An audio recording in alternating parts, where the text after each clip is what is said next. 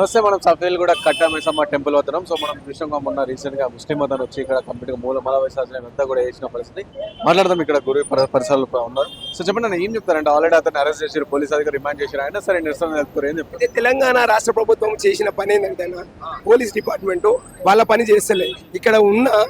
ఇక్కడ ఉన్న స్వచ్ఛందంగా హిందువులు ఈడ మలమూత్ర విసర్జన చేసి వాడు పోయే సమయంలో ఇక్కడున్న స్థానికులు వాడిని పట్టుకొని పోలీసులకు అప్పచెప్పారు. పోలీసులు ఏం చేయలే. మొన్న కూడా ముత్యాలమ్మ టెంపుల్ కూడా పోలీసులు ఏం పట్టుకోలే, అక్కడ స్థానికులు పట్టుకుర్రు. పోలీసు వాళ్ళు ప్రేక్షక పాత్ర వహిస్తున్నారు అంతే. ఏమనంటే కమ్యూనలిస్టులు కావద్దని చెప్పేసి గుడిపై జరిగిన దాడిని ఇక్కడ ఉన్న స్థానిక హిందువులు ఏవైతే అమ్మవారికి జరిగిందో అమ్మవారి పట్ల జరిగిన అన్యాయానికి వాయిస్ ఇప్పితే వాళ్ళని కంట్రోల్ చేయడానికనే వస్తారు. కానీ పోలీసు చేసింది ఏమి లేదు. మళ్ళీ ఏం చెప్తారంటే పోలీస్ అధికారులు చెప్తారు తీసుకెళ్ళాం, రిమాండ్ చేసినాం, సో అతనికి పడాల్సిన శిక్ష కూడా పడేటట్టు చేస్తున్నామని చెప్పి చెప్తారు. ఇప్పటికే పోలీసు వాళ్ళు తీసుకెళ్లిరు, రిమాండ్ చేయించినామని చెప్పేసి అన్నారు. రిమాండ్ చేసిన తర్వాత ఇప్పుడు ముత్యాలమ్మ గుడి కాడ వాడిని తీసుకుపోయి రిమాండ్ చేసిరు. వాడు ఏమి ఉరి శిక్ష చేసిరా, వాడిని ఎన్కౌంటర్ చేసిరా? ఒక మతం మీద దాడి కదా, నా సనాతన ధర్మం మీద దాడి కదా. వాడు తెలిసి చేసిండో తెలియక చేసిండో చేసినైతే చేసిండు కదా. వానికి ఏం చేసిరు వీళ్ళు? ఒక పిచ్చోడని ఒక సర్టిఫికేట్ ఇచ్చేసేసి వీళ్ళ ఉద్యోగ ధర్మాన్ని నిర్వహించకుండా వీళ్ళ పనితీరుని సమర్థించుకునే విధంగా ఒక పిచ్చోడని ఒక సర్టిఫికేట్ ఇచ్చేసేసి వీళ్ళు సేవ్ అయిపోతున్నారు.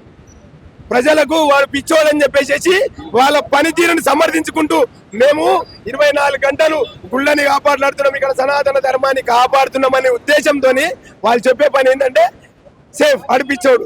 రేపు ఇదే విషయంలో రేపు కట్టమైసమ్మ గుడి కాడ జరిగిన దాడిని వాడు పిచ్చోడు అని చెప్పేసి వాడిని మళ్ళా బెయిల్ నుంచి బెయిలిప్పిస్తారు, వాడిని మళ్ళీ వదిలేస్తారు. నేను ఇంతకు ముందు కూడా చెప్పినాము, 1 కాదు 2 కాదు, పదే చెప్తున్నా. ఇది ఒక ఉగ్రవాద సంస్థ హైదరాబాద్ లో తిష్టేసి కూర్చుంది. ఆ రోజు ముత్యాలమ్మ టెంపుల్ పైన జరిగిన దాడిలో 200 మందిలో ఒక్కడు వచ్చిండు. ఇంకా 199 మంది ఈ రాష్ట్రంలో తిరుగుతూనే ఉన్నారు.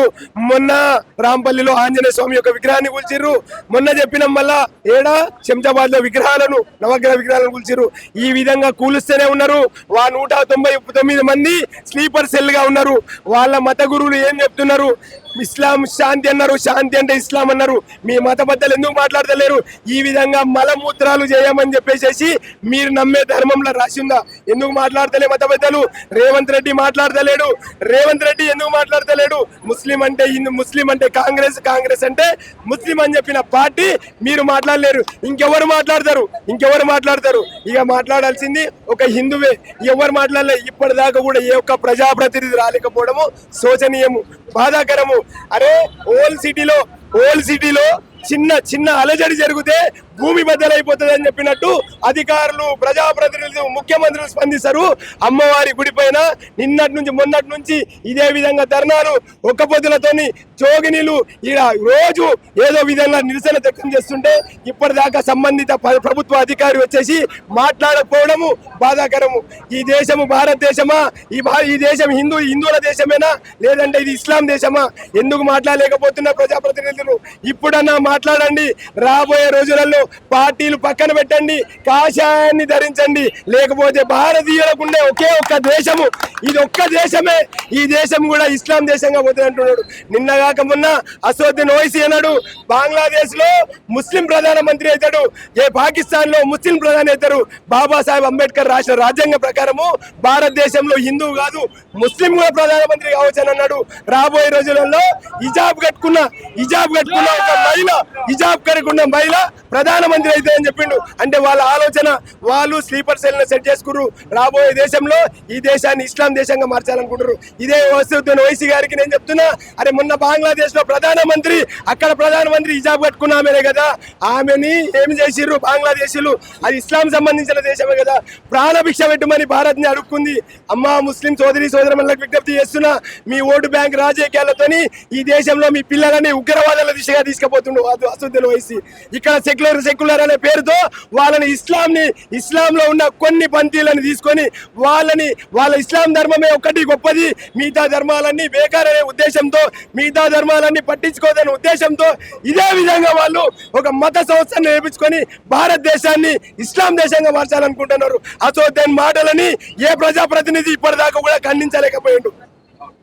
ఇప్పటిదాకా ఎవరు ఖండించగలరు? ముఖ్యమంత్రి నోట్లకే మాట రాలేదు. ఆయన ఓపెన్ గా అంటున్నాడు రాబోయే రోజులలో హిజాబ్ కట్టుకున్నామే ప్రధానమంత్రి అవుతుంది అని చెప్పేసి.